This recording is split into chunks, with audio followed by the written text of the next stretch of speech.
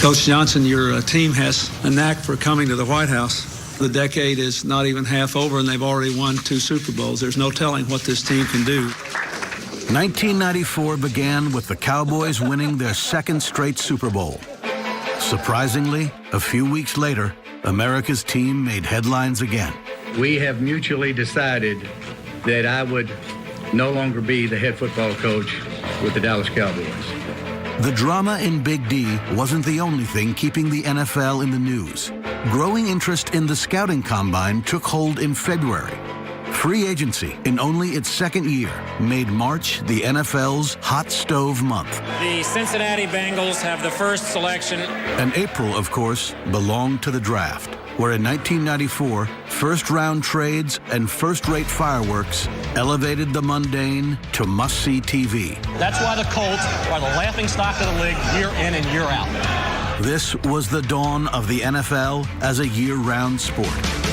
National Football League selection meeting is now in session. Pittsburgh selects Lynn Swann. Wither Boomer. Is he going to go in the first round at all? That's why the Colts are picking 2nd every year. Who in the hell is Mel Kiper? Chargers select Eli Manning.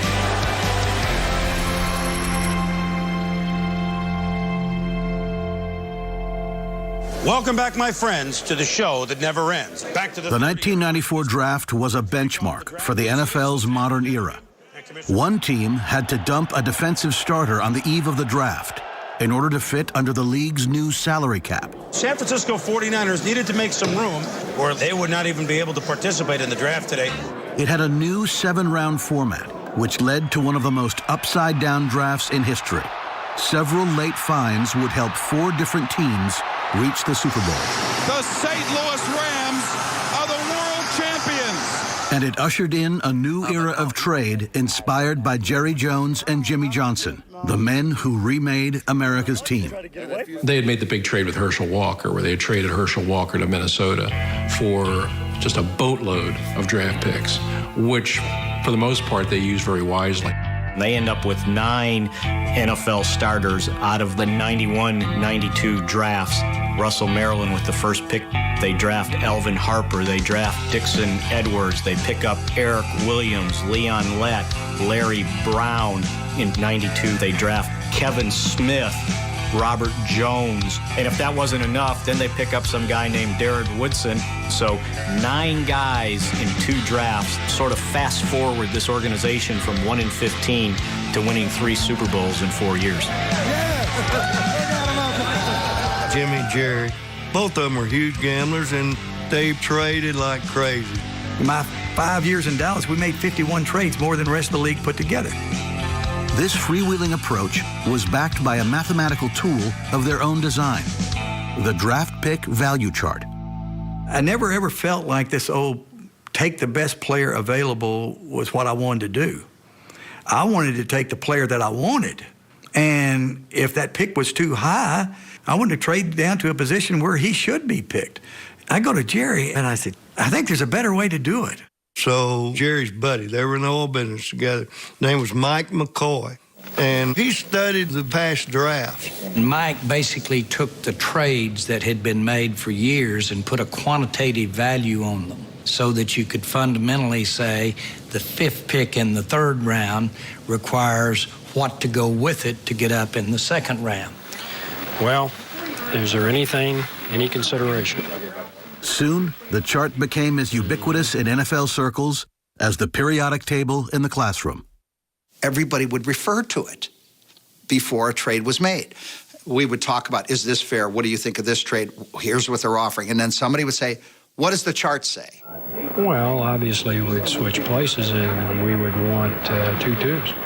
That chart was well received because we all, in trades, want to be sure that we don't get stiffed. To switch first with them, all he wants is our 1st, 2nd, 3rd, and something else. I said, how about my daughter? We'll throw her in. And the chart's been changed 100 times, salary cap, on and on, but it still gives you a quick look as far as making trades pick for pick. Jerry and Jimmy, to me, they changed the whole dynamic. They took it from this sleepy little meeting to this live poker game. While the Cowboys revolutionized the draft process, ESPN made innovations to the draft broadcast. They added former players like Joe Theismann, remote reporters with the latest scoop, and fly-on-the-wall cameras in certain war rooms, including the Dallas Cowboys. Moments ago on the Dallas Cowboy war room camera, Jerry Jones was working the phones and ended up hanging up on one of the telephone calls looking rather upset. It provided great visuals for us. It did, for the first time, kind of take the viewer inside, one of the clubs. I mean, I think that's kind of the secret of television. Take people where they normally can't go. And I remember Jerry Jones just being a guy unlike any owner I had ever seen, like just out front all the time and not shy. The fallout with Johnson made for a new dynamic in Dallas entering the '94 draft. It was Jerry's world now. Jones tried to wheel and deal his way high enough to take defensive end Willie McGinest. But the chart, made popular by the Cowboys, now seemed to work against them. Yeah, we tried like everything in the world to get up to get Willie, and we couldn't come up with enough draft choices or point spread, and Jerry was sick about it. And the Cowboy reaction in the war room was less than popular when New England made the choice of the player that they were trying to trade up to get. No word on if they'll move up for another defensive player. You know that you have an opportunity to trade up and down in the draft, and we were going to trade Alvin Harper for one guy, and that was Willie McGinest, and no one else. With the 23rd pick in the first round, Dallas has selected Shante Carver, defensive end from Arizona State. The Cowboys salvaged their draft in the second round with the selection of Larry Allen, a future Hall of Famer. But the Carver pick was the first of many draft misses that would haunt the team for years to come. It ain't like we all quit after Jimmy walked out. Everybody in this league would give anything in the world to be in the championship game and in the Super Bowl the next year, and we were. And sure, it was with Jimmy's team, but we didn't screw it up.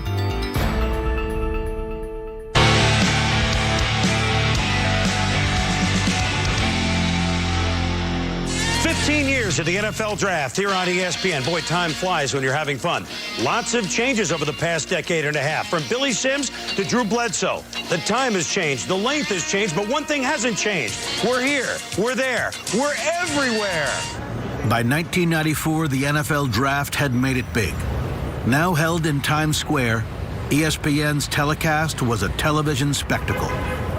It was a pretty big event. It was huge, and it really started to grow. And the numbers, the ratings, all the preview shows and the like, the coverage that it had on SportsCenter, everything was elevated. The NFL offseason had grown in popularity as well. Draftniks now took an interest in the data coming out of the scouting combine in February.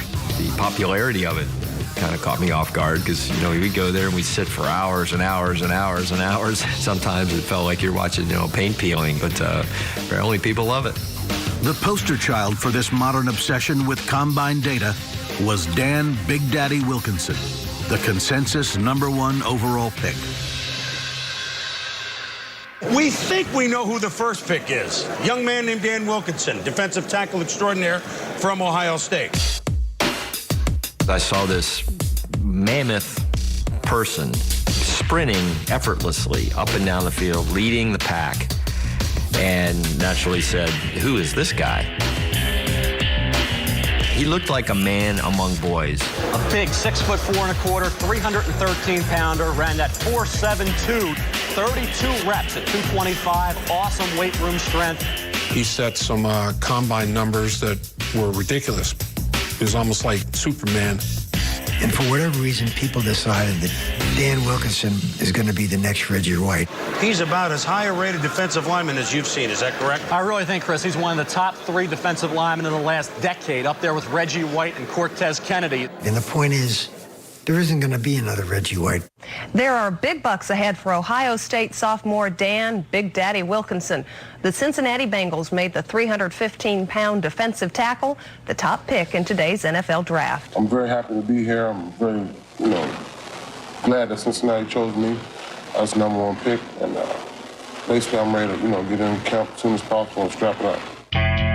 The knock on Dan was in the big games, he'd show up and flash and play brilliantly. And then against Purdue, when the game didn't meet, he kind of just disappeared. Was he a guy that had the will, desire, motor to be a dominant player every single snap? And talking to high school coaches that he played against up in Dayton. That was the knock on him in high school. There were always glimpses of the talent and the greatness, but it was never sustained. He would break your heart. You'd watch a game and go, there he is. There's Big Daddy. And then the next game or the next couple of games, he would disappear. Big Daddy certainly wasn't the next Reggie White, but he did play for 13 years in the NFL. He was a very serviceable NFL defensive lineman who lasted for more than a decade. There's no shame in that. But when you are selected number one, there is a burden of expectation that comes with that, and he never quite lived up to that standard. Including Wilkinson, 6 of the first 13 picks in the 1994 draft were defensive linemen, a record at the time. While the Bengals were rebuilding, the Kansas City Chiefs were looking for a few final pieces to add to a contender. Modern free agency began in 1993, causing a shift in how NFL teams built their rosters. It changed how you looked at the draft. This was a great way to fill in some of the holes on your roster with some veteran players. The Chiefs filled a hole with future Hall of Famer Marcus Allen. Allen joined 1993 trade acquisition Joe Montana to lead Kansas City to the AFC title game, where they lost to the Bills. In the 1994 draft, the Chiefs needed to add offense, and the internal debate of their war room was captured in never-before-seen footage. Now, the draft is actually happening in New York City, and we're on the phone right here talking with them, and as the draft goes on, they communicate. It's an open line. With their first selection, the Chiefs knew they wanted a running back, but the room was divided over who to take. Florida State's William Floyd, Texas A&M's Greg Hill, or Arizona State's Mario Bates. Who you want in that group? 25th pick. Greg Hill. On the clock now, the Kansas City Chiefs, who came so close, who got to the AFC title game last year. Bill, we have 5 minutes remaining with our selection. We're at Hill and Bates. And I prefer Hill. He gave this guy a better grade than he gave Greg. So we got to make a decision here. Okay, we got 3 minutes and 40 seconds right now. Is there any questions at all about this guy's character? 2 minutes and 30 seconds. Any questions about Mario Bates' knee? No. We're fine. Okay. Texas. Because Greg Hill is what he is, a tough SOB and a good football player. And I'm not so sure about the other guy, but I don't know the other guy. We got Mario Bates from Arizona State, William Floyd from Florida State, and Greg Hill from Texas A&M, all 3 are running backs. I will just say this. If Mario Bates hadn't got hurt, we wouldn't be talking about it. Bill, we have 1 minute and 30 seconds remaining. You there, Bill? Get out of here. I'd say, yeah. I mean, talk to you. All right. You can't go wrong on either one. Right. But there's one deciding factor. This guy's got to coach.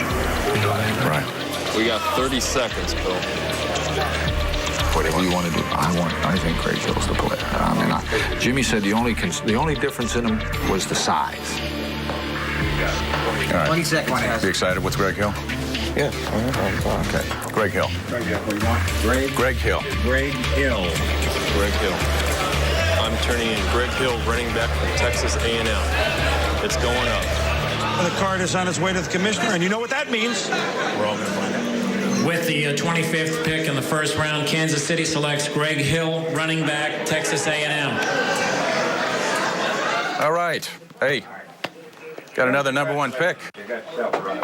It always gets down to a final decision. I had that responsibility with the Chiefs. As a general manager, you're trying to give your head coach the players that fit his personality. All right. Hopefully you make a good gut decision. The Chiefs spent their first 4 picks on offensive skill players in 1994. 3 out of the 4 were gone from Kansas City in 4 years. The 94 season ended with a first-round loss in Miami and Joe Montana's retirement. Mario Bates and Greg Hill both turned in average NFL careers, each rushing for just over 3,000 yards. This is the 59th annual selection meeting, as they call it in the NFL. And as the rules change and the brave new world of the salary cap and teams and free agency, perhaps more than ever before, a premium on the 7 rounds of the NFL draft. I mean, so many things were going on in '94 that really hadn't been seen before. You had underclassmen being drafted in fairly significant numbers.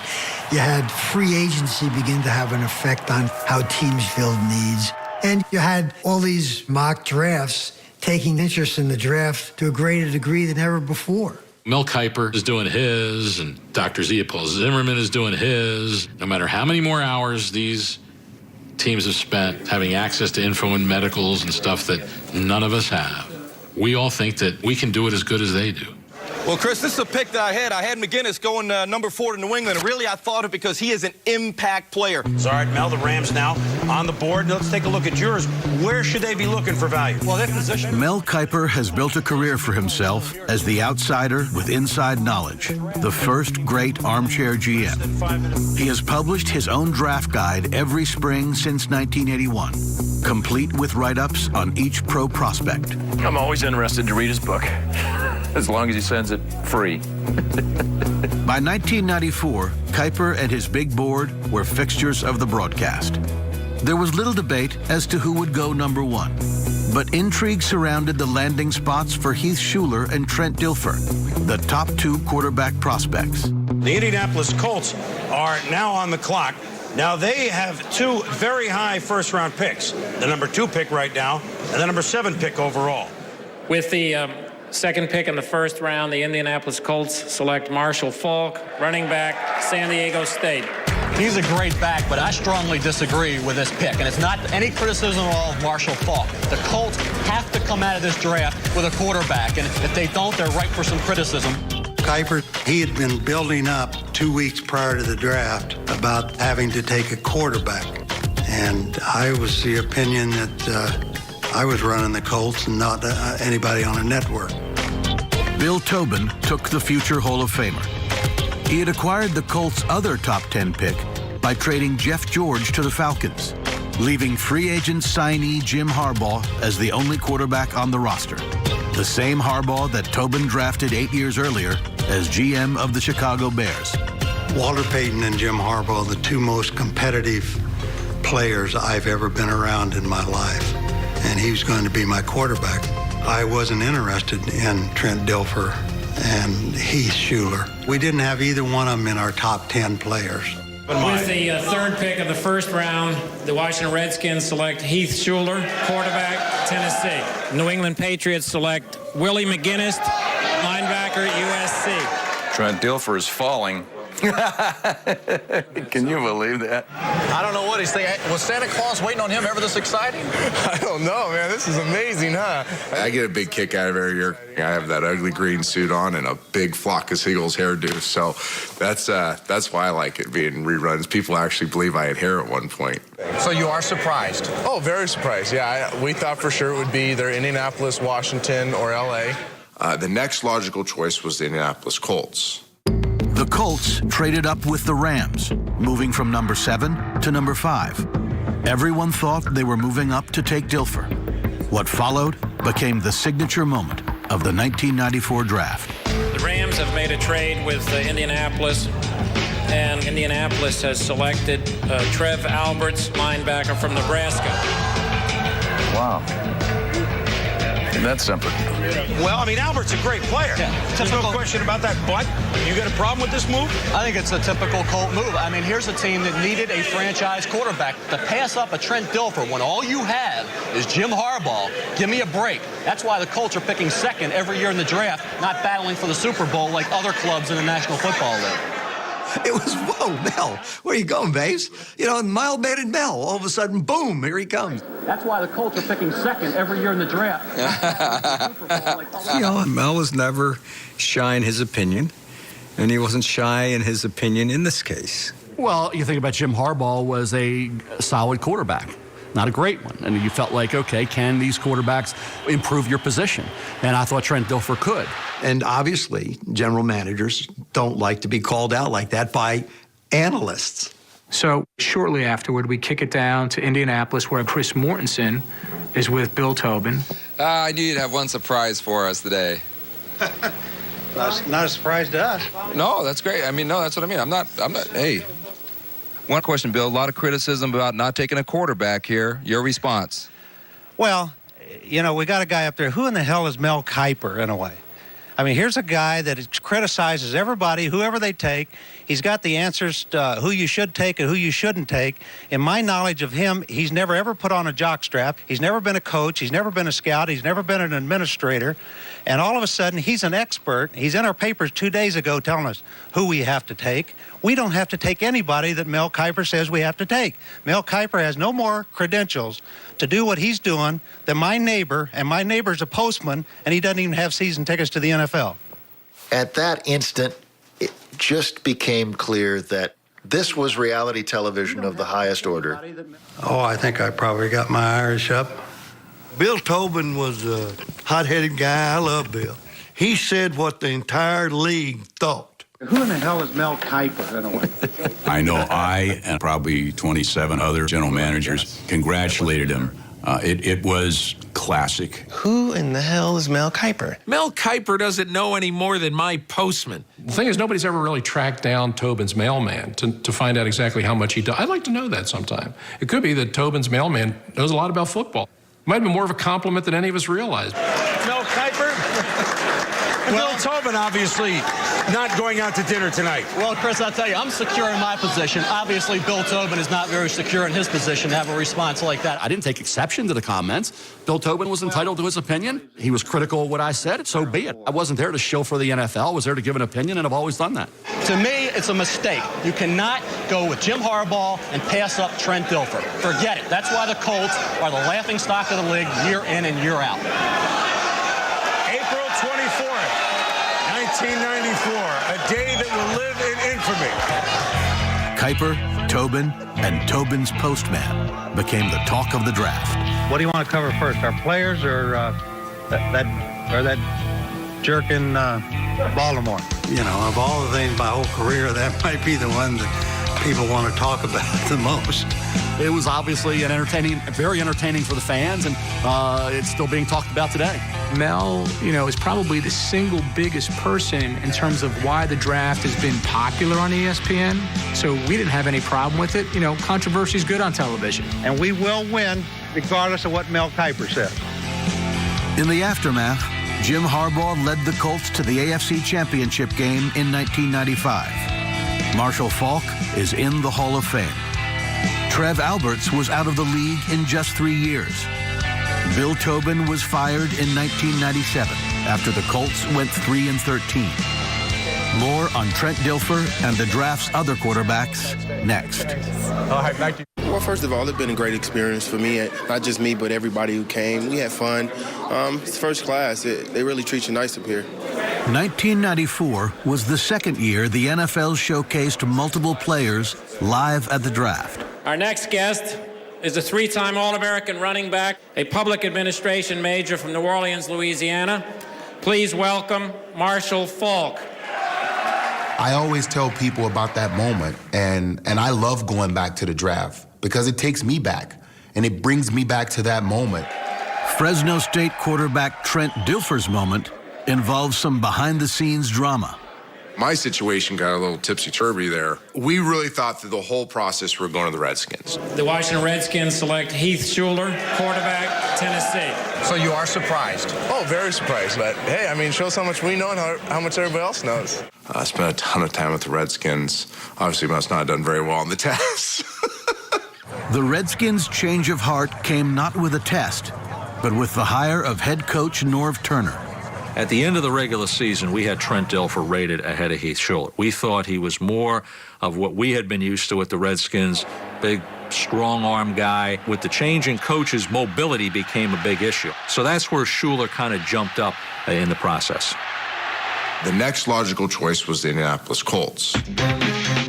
Add context to the Mel Kiper argument with Tobin. we had manipulated the draft and let the Colts know that I wouldn't play for them. We had the leverage of the next year was expansion, and I would have been the first pick the next year. I was very serious that I was willing to sit out an entire year and then go into expansion. Your legs are moving a little bit. You nervous right now? I'm a little nervous, yeah, I am. All right, Boone, we'll see here in just a minute. Which then kind of by default, I then knew I was going to Tampa. The Tampa Bay Buccaneers have made the 6th pick in the first round, and they've selected Trent Dilfer, quarterback, Fresno State. Well, they took their time, didn't they? But the Buccaneers have gotten their man, Trent Dilfer. I have deep regrets that we did that. I think that is horrible. My wife to this day gets mad at me for doing it. The chance to play with Marshall Faulk for 10 years, think my career might have been a little bit different. But it's how things go. You don't seem very excited, Andy. Oh, I'm very surprised, but I'm fired up. I really am fired up. I mean, this is a perfect situation. You didn't go to a couple teams. Yeah, it does not matter when you're drafted. It's who you're drafted by. Dilfer got his wish. After 6 underwhelming years as a Buccaneer, he signed with the Ravens in 2000, where, aided by one of the NFL's all-time great defenses, he won a Super Bowl in Tampa Bay's Raymond James Stadium. And what a pass. Dilfer threw right down the middle. He had to throw one here in Tampa Bay ever like that. That pass was gorgeous. 3 picks before Dilfer, Washington selected Heath Shuler, the quarterback many thought was a can't-miss prospect. Chris, I think Norv Turner's got his Troy Aikman, and it's going to be Heath Shuler. Personally, I thought Heath Shuler had first-round ability, but wasn't a top pick. But what happens is you can talk yourself into, we have to get a quarterback. If we don't take one here, we won't get one. The irony for the Redskins was that they did find a quarterback in the 7th round of the same draft, in Gus Frerotte. While Shuler was plagued with injuries and struggled, Frerotte won over the hometown crowd by outperforming his first-round counterpart. Issue 1, Gus Frerotte. How successful will Gus Frerotte be? John, if Heath Shuler's performance last week is any measure, which is absolute 0, this guy can't get less than a 5. I went into Coach Turner. I said, Coach, why do these people hate me so much? You know, it emotionally affected me because I'd never had people dislike me ever in my life. Shuler won only 4 games in 13 starts, while throwing twice as many interceptions as touchdowns. He's going to be picked off.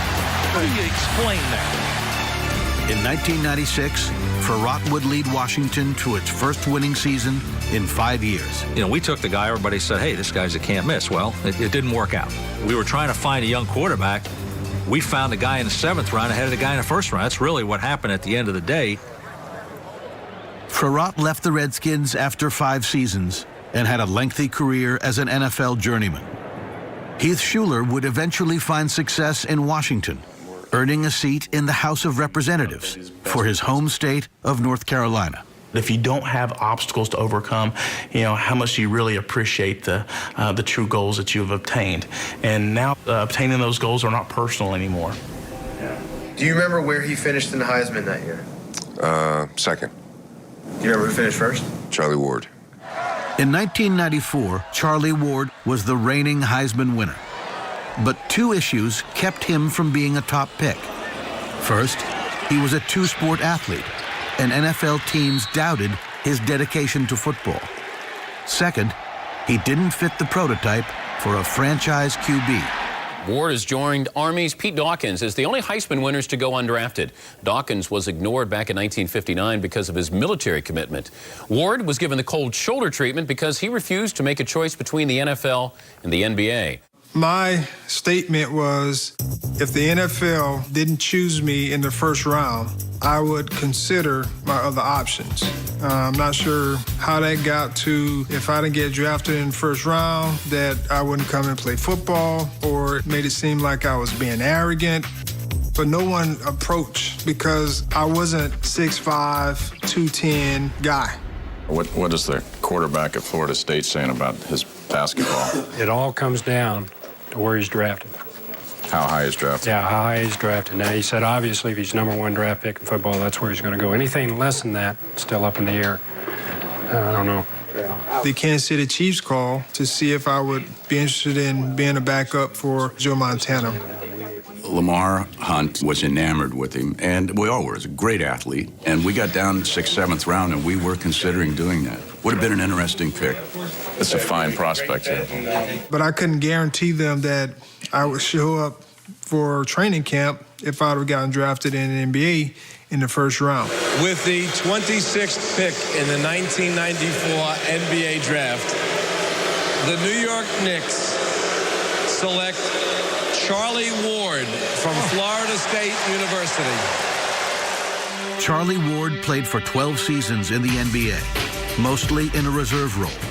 But the question remains, with players like Russell Wilson and Robert Griffin changing the perception of what it takes to be a franchise quarterback. Was Ward just ahead of his time? I see myself as one of those guys if I had an opportunity to play in the NFL. You still hoop at all? No. Not anymore? Ironically, Ward now makes a living with the sport that spurned him 2 decades ago. Well, I'm currently coaching, high school football. I got a quarterback. Okay. That he has potential. Okay. Good. There you go. So soft-spoken, man. You're a legend. This guy. Yes, this guy's a legend. 7 quarterbacks were taken on the 2nd day of the draft instead of Charlie Ward. Jay Walker had a 100% completion percentage in his career. He was 2 for 2. Jim Miller started 26 games for the Bears and led them to a 13-3 record in 2001. Glenn Foley threw for 415 yards and 3 touchdowns against Steve Young in San Francisco, but in a losing effort. 1, 2, 3 Rivers. Woo! Let me hear that quarterback shiver. Big buck, big play. Ooh, Lord, what you got to say? Pure entertainment. To date, Marshall Faulk and Larry Allen are the only 2 Hall of Fame players to come out of the 1994 draft. But there was no shortage of Hall of Fame talkers. He didn't want to catch that. He didn't want to catch it. He didn't want to catch it. He didn't want to catch it. Just like you don't want to catch it. You ain't tackled nobody yet. Don't push your Scrub. Don't quote me on that, though. Coincidentally, many of the head talkers from that draft became the talking heads who cover the draft today. They can keep building this offensive line and protect that quarterback. If you wanted to draft the best talker available, you would have had to think long and hard about who you wanted to take first. You had Kurt Warner in that draft. You had Trent Dilfer. You had Rodney Harrison. You had Willie McGinnis. You had Marshall Faulk. I mean, that's a Mount Rushmore of gab. Football really started to grow in the early to mid 90s, and watching guys like Tom Jackson, I was like, I want to do this. I want to interview players and be around the game that I love. But when it comes to the draft, at least one former player turned broadcaster doesn't get all the fuss. If I didn't work it, I wouldn't watch it. My boss brought me back. I'm being honest. If there's anything I am on TV that's honest, I wouldn't watch it. Because I'm a player, and I know how many of those guys that we're going to talk about so much are going to end up on the streets, and how many guys you don't even hear draft day are going to be the guys that win you a game in the 4th quarter with 4 minutes left. And the fact that the audience sits there and consumes it all, I struggle with it. And I do it, but it's not even close to an exact science. A case in point is Jamal Anderson, one of 1994's big talkers and a 7th-round steal for the Atlanta Falcons. Woo, I like it. Now you know I got you that last play. Number 1, I was a tweener, a fullback, tailback. So it was like, what position is he going to play? And look at Jamal Anderson bust through the line. A fine run for the big guy. And number 2, I messed my ankle up at the end of my college career. So that might have got me more than anything else. Up to the time he got hurt, he was a roaring Jesse. Then he got hurt. But he's got the power coupled with all the other things. I thought Kansas City was going to be the team. They came down to me and another guy, Donnell Bennett from University of Miami, and they selected Bennett. I did not ever forget that. Anderson didn't forget the other 22 either. I'm almost positive there were 23 running backs selected before me. Eric Red had a couple of good years. Chuck Levy, Arizona. Charlie Garner was outstanding. Mario Bates, nice guy, but that didn't work out. Donnell Bennett, Jeff Cothran, Tony Vincent. Wow. He ended up coming to Atlanta, and he was one of my backups. In the end of the day, I think there's only one guy on here who put up better numbers than me. Actually, two. But who's counting? While most of the others faded into obscurity, Anderson created the Dirty Bird and soared into the Super Bowl. Touchdown Falcons. Jamal Anderson out of the backfield, and here is the Dirty Bird dance. To be a big part of that coming from where I came from, I mean, I wanted everybody who didn't draft me to pay. The best thing ever happened to Kansas City Chiefs was me going to the NFC. I can assure you that, Kansas City Chiefs. All right, now, in regard to the free agent scenario, it may be a shot in the dark, but if there is a high priority guy here, you need to be there on the doorstep. As part of the league's new collective bargaining agreement, the draft shrunk to 7 rounds in 1994, creating another pool of free agents among undrafted rookies. A lot of teams after round 7 all ran for the phones to call the guys and try and sign free agents, the guys you would have drafted in rounds 8, 9, 10. Let them know that, if you're not drafted, we're really interested in you. If we can't squeeze you on board, we're going to come knocking on your door. But what we're trying to do is create a situation where we're saying, our guy's there, we've got the contract, this is the deal, sign it and let's go.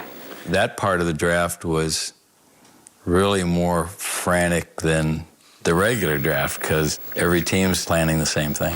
So in other words, we're gonna have to eliminate the guys that we think are going to get drafted and have the best chance of being someplace where there will be a legitimate free agent. So what I have to do is follow the draft if I can. If I can get ESPN2 on, whatever. There were a lot of guys that would have been drafted that weren't, but in a 7-round draft, they fell through the cracks. 1994 remains the best undrafted class in NFL history, including Kurt Warner, Jeff Garcia, DeMarco Farr, Tony Richardson, and Rod Smith, the Broncos' all-time leader in receptions, yards, and touchdowns. In the end zone, Rod Smith with a Denver touchdown. I'm probably one of those guys they looked at, say he's too slow and really kind of didn't even give me a chance. But I didn't get drafted, and I'm still upset by that. I don't think you ever get over, your name not being called on draft day. When you get a sack in the NFL and you start doing a sack dance and pointing to people, you are pointing out every face from the combine, from the bowl games, all those coaches and scouts, everyone that missed on you. That's the people you're yelling at. You just don't know where Terrell Davis is going to come from, where Tom Brady's going to come from, where Jamal Anderson is going to come from. You like to think you have some great idea about the top picks, but sometimes Ryan Leaf happens,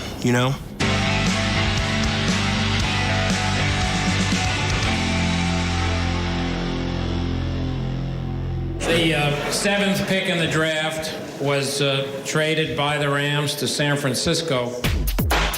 No draft pick in NFL history has been traded more than the 7th pick in the 94 draft. Number 7 started with the Falcons, who traded it to the Colts for quarterback Jeff George. The Colts packaged the pick with a 3rd-round selection to move up to the Rams slot at number 5 to select Trev Alberts. Los Angeles traded the pick to the 49ers and kept trading down, netting multiple draft picks. San Francisco, the final resting spot of the 7th overall pick, used it to select defensive tackle Bryant Young. Young started every game as a rookie and contributed to the 49ers' Super Bowl victory. The San Francisco 49ers are the first team to win 5 Super Bowl championships.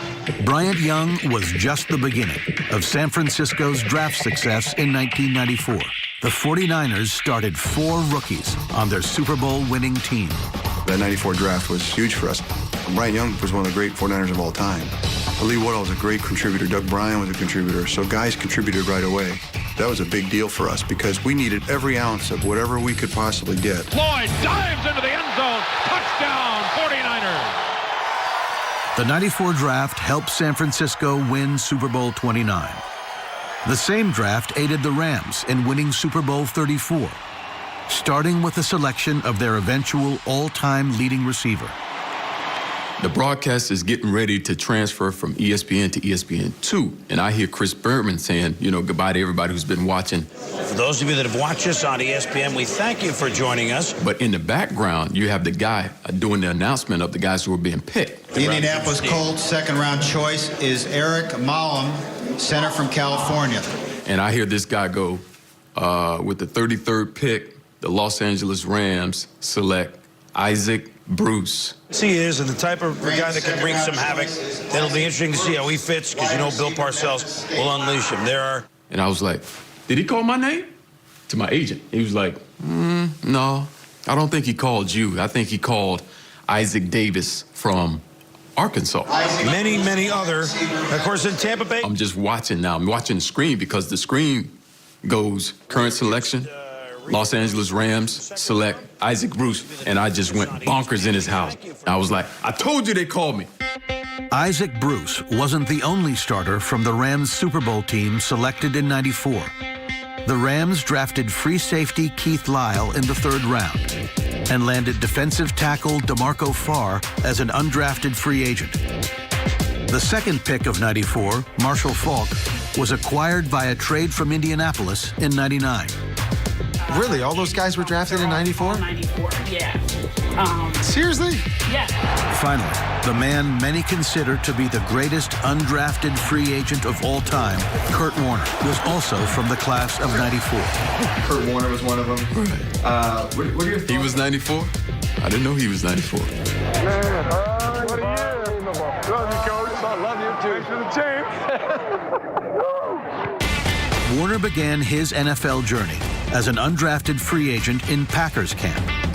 He had a little trouble being comfortable with our system, and that eventually got him cut. That was just stupidity on our part. The future 2-time NFL MVP earned his shot in the NFL through a stint in the Arena League and a tour in NFL Europe. Now, Kurt did get a lot better once he went to the Arena League and once he got some World League experience. And I think getting cut from Green Bay lit a fire in him. But he did some good stuff in college, too. And somebody should have been able to see the traits that he had, that you could develop this. Quarterback doesn't look bad, Jimmy. What? He doesn't look too bad. Quarterback? No, he looks pretty good. If there is one thing that Warner's story proved, it is that the NFL draft can be a crapshoot. Well, it tells me some guys just copy off other guys' reports. I mean, some of the scouts. When you miss a guy like DeMarco, when you miss a guy like Kurt Warner, I mean, someone should lose their job. Crapshoot or not, the draft of '94 was just the beginning of the NFL's rise to a year-round sport. It was becoming a bigger event nationally. It wasn't just about ESPN putting on the 2 days of the draft. Talk radio was talking about it incessantly. The newspapers were covering it like a major event. The magazines were covering it like a major event. You were hearing trade rumors. The Cowboys, they hoped they would have a deal with the Rams, trading Alvin Harper and Dallas, moving into that 5 spot. When that stuff starts to foment and build up, you know that you are riding a pretty good wave, and that wave has not crested. I mean, it has just gone higher and higher and higher. Here at the NFL Draft at the Marriott Marquis. There is very little downtime for NFL fans the way this thing is played out. Welcome back, my friends, to the show that never ends.